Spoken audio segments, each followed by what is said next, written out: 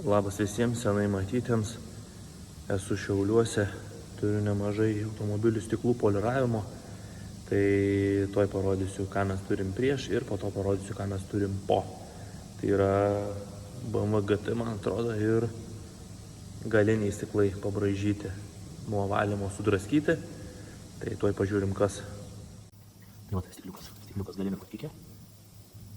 Valymo dalykai, galinis stiklus. Vienas defektas, antras defektas, trečias defektas ir ketvirtas defektas. Tokia situacija.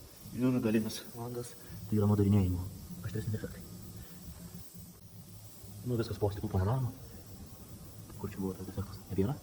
Galinis stiklas visas buvo tvarkytas. Tai pabandykime pafokusuoti kažkas iš viso matos. Čia buvo, čia yra minimalus, bet mes jų nemetėm, tai čia net esmė buvo. Visas stiklas kaip priklauso. Gražus.